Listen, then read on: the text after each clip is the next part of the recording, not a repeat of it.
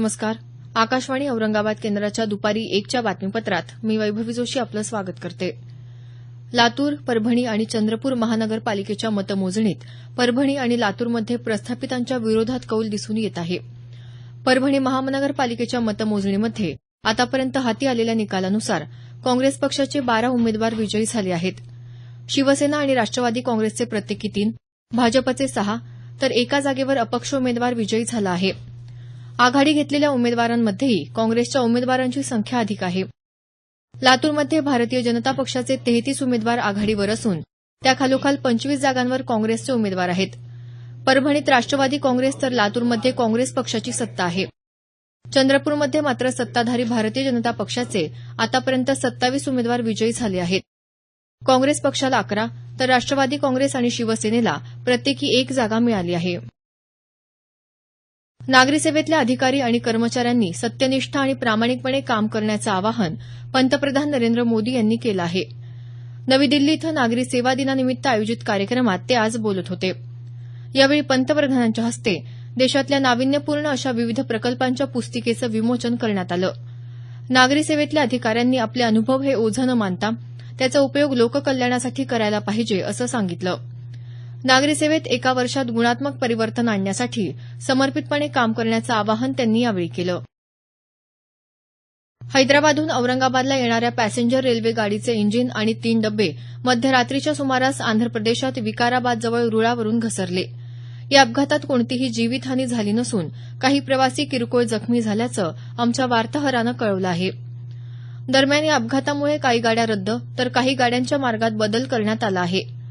Aurangabad Hyderabad passenger, Nanded Bengaluru express, Purna Hyderabad passenger या गाड्या तसंच परळी मार्गे जाणाऱ्या सर्व गाड्या रद्द करण्यात आल्या आहेत. सांगली जिल्ह्यात मिरज पंढरपूर महामार्गावर आगळगाव फाट्याजवळ वाळूच्या ट्रकवर मिनी ट्रॅव्हल्स बस जाऊन आदळल्यामुळे झालेल्या अपघातात 6 जण ठार तर 12 जण जखमी झाले. आज पहाटे 4 वाजेच्या सुमारास हा अपघात झाला. जखमींना सांगलीच्या शासकीय रुग्णालयात दाखल करण्यात आलं आहे. बसमधले सर्व प्रवासी कोल्हापूर वळीवडे गांधीनगरचे रहिवाशी आहेत. देवदर्शन करून कोल्हापूरकडे जात असताना हा अपघात घडला. उस्मानाबाद इथं आजपासून 97व्या अखिल भारतीय नाट्य संमेलनाला प्रारंभ होत आहे. ज्येष्ठ अभिनेते जयंत सावरकर यांच्या अध्यक्षतेखाली होणाऱ्या या संमेलनाचं उद्घाटन सायंकाळी 4 वाजता होणार आहे. या नाट्यसंमेलनात एकपात्री महोत्सव, विविध नाटकं, प्रकट मुलाखत, गोंधळ आणि स्थानिक लोककलांचं सादरीकरण होणार आहे. नवीन 2000 रुपयांची नोट स्पर्शाद्वारे ओळखणं कठीण असल्यामुळे दृष्टीदोष असणाऱ्या व्यक्तींना ती वापरणं अवघड जात असल्याचं राष्ट्रीय दृष्टीहीन संघटनेच्या सचिवांनी म्हटलं आहे. नवीन नोटांवर स्पर्शज्ञानाच्या काही खुणा असाव्यात अशी मागणी आपण केंद्र सरकारकडे केली होती, मात्र अद्याप त्याबाबत काही पावलं उचलल्याचं दिसून येत नसल्याचं त्यांनी मुंबईत वृत्तसंस्थेशी बोलताना सांगितलं. अर्थ मंत्रालयाच्या संसदीय स्थायी समितीनं भारतीय रिझर्व्ह बँकेचे गव्हर्नर उर्जित पटेल यांना विमुद्रीकरणाच्या मुद्द्यावर स्पष्टीकरण देण्यासाठी येत्या 25 मेला समितीसमोर हजर होण्यास सांगितलं आहे. या मुद्द्यावर अजून चर्चा पूर्ण झाली नसल्याचं समितीनं म्हटलं आहे.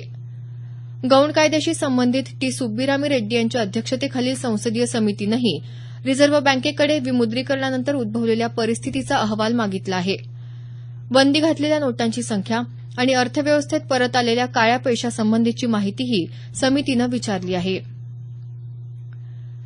सरकारनं बालकांच्या लैंगिक शोषणाशी संबंधित माहितीचा प्रचार प्रसार थांबवण्यासाठी इंटरनेट कंपन्यांना 31 जुलैपर्यंत मुदत दिली आहे.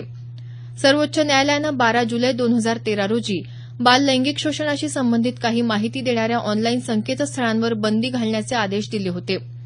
त्यानंतर सरकारनं स्थापन केलेल्या समितीच्या सूचनांनुसार या संकेतस्थळांना ही मुदत देण्यात आली आहे. सामाजिक न्याय विभागामार्फत सन 2016-17 या आर्थिक वर्षासाठी महात्मा गांधी व्यसनमुक्ती सल्ला, उपचार आणि पुनर्वसन केंद्र योजनेअंतर्गत व्यसनमुक्ती क्षेत्रात उल्लेखनीय कार्य करणाऱ्या स्वयंसेवी संस्थांना अनुदान देण्यात येणार आहे. महसूल विभागातून प्रत्येकी 2 संस्थांना म्हणजेच राज्यातल्या 12 नोंदणीकृत स्वयंसेवी संस्थांना प्रत्येकी 11 लाख रुपये अनुदान देण्यात येणार आहे. याबरोबरच हे बातमीपत्र संपलं. आमचं यानंतरचं बातमीपत्र सायंकाळी 5:25 वाजून 25 मिनिटांनी.